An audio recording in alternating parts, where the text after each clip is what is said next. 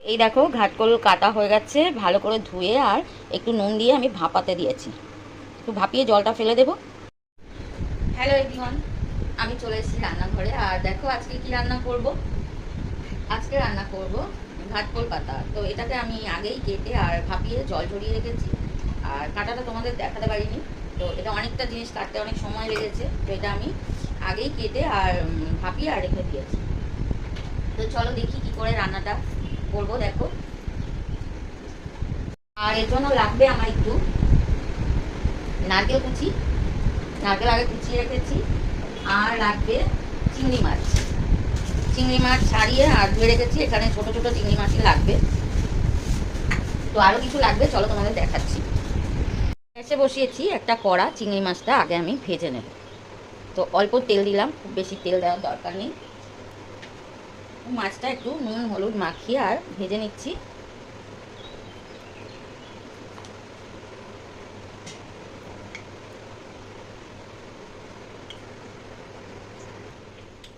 তেল গরম হয়ে চিংড়ি মাছটা যতক্ষণ ভাজা হবে ততক্ষণ আমি এই ঘাটকোল পাতাটা বেটে নেব। আমার লাগবে এরকম একটা বড় একটা মিক্সির বোল। তো এর মধ্যে দিয়ে দিচ্ছি আমি এই ঘাটকোলের পাতাগুলো। তোমরা কি বলো আমি জানি না, আমরা বলি ঘাটকোল। তো এটা নিয়ে নিচ্ছি বোলটার মধ্যে। আর এর মধ্যে দেব কিছু নারকেল কুচি, আর দেব এখানে দেব 8-10 কোয়া রসুন, আর লাগবে কিছু কাঁচা লঙ্কা। তো দেখো আমি এখানে 6টা কাঁচা লঙ্কা দিয়েছি, একটু ঝাল ঝাল হবে। আর আর দেবো, এই দেখো চিংড়ি মাছটা ভাজা হয়ে গেছে। তো এই চিংড়ি মাছটা আমি এর মধ্যে দিয়ে দেবো। তো সব কিছু আমি একসাথে বেটে নেব।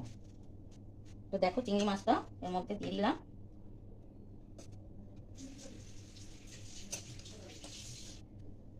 তো এবার আমি এটা একসঙ্গে বাটবো।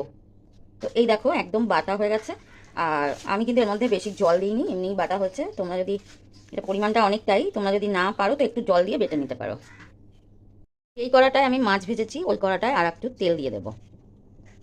তো তেলটা গরম হয়ে এসছে, এর মধ্যে আমি দিয়ে দেবো একটু কালো জিরে। তো দেখো তেল গরম হয়ে গেছে, কালো জিরেটাও একটু ভাজা হয়ে গেছে। এবার আমি দিয়ে দেবো এই পাতা বাটাটা। গ্যাসটা একটু কমিয়ে দিলাম।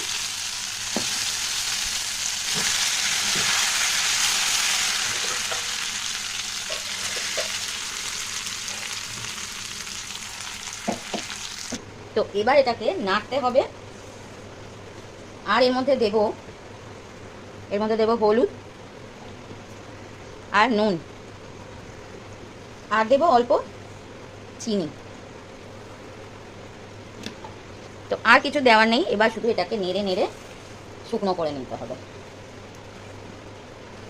এটা কিন্তু দারুণ লাগবে খেতে। আমি জানি না তোমরা কখনো এইভাবে খেয়েছো কি ঘাটকোল পাতা। তো আজকের রেসিপিটা দেখো সবাই, যদি ভালো লাগে আর অবশ্যই আমাকে কমেন্টে জানাবে।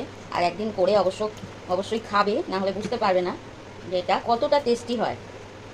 তো এবার একটু গ্যাসটা আমি জোরে করে দেবো, কারণ এটা নেড়ে নেড়ে আমাকে শুকনো করতে হবে। তো দেখো তেলটাও আমি একটু বেশি দিয়েছি। আর এটা কিন্তু একদম নেড়ে নেড়ে শুকনো করতে হবে। তো ভিডিও যদি ভালো লাগে সবাই দেখো, প্লিজ লাইক করো, শেয়ার করো, কমেন্ট করো। তো এটা একটু সময় লাগবে। তো এই দেখো এটা অনেকটাই কিন্তু নেড়ে নেড়ে শুকনো হয়েছে। তো আরও টাইম লাগবে, এটা যেহেতু পরিমাণটা অনেকটা, তাই একটু সময় লাগবে। তো আবার আমি গ্যাসটা একটু কমিয়ে দেবো। তো দেখো এইভাবে নেড়ে নেড়ে এটাকে একদম শুকনো করে নেব। তো দেখো অনেকটাই হয়ে এসছে, তোমরা দেখে বুঝতেই পারছো। তো আরও কিছুক্ষণ এটা হবে, নাড়তে হবে। তো এই দেখো এবার বোঝাই যাচ্ছে যে এটা নাড়ি নাড়ি কিন্তু অনেকটা কমে এসছে, আর অনেকটা কিন্তু ড্রাই হয়ে যাচ্ছে। তো এই দেখো আরও কিছুক্ষণ এটা নাড়তে হবে। তো দেখো, তো এই যে আমি যে এটা নাড়ছি দেখে বুঝতেই পারছো, এই যে কড়া দিয়ে ছেড়ে আসছে, তার মানে এটা হয়ে এসছে। দেখতে পাচ্ছ ডেলা পাকিয়ে যাচ্ছে, মানে এটা হয়ে এসছে। আর দেখো এর কালারটাও কিন্তু চেঞ্জ হয়ে গেছে।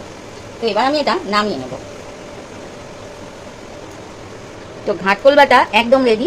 এটা কিন্তু গরম গরম ভাতের সাথে দারুণ লাগবে। তো ভিডিওটা সবাই দেখো প্লিজ। রেডি হয়ে গেছে একদম ঘাটকোল পাতা বাটা। তো ভিডিওটা সবাই দেখো প্লিজ।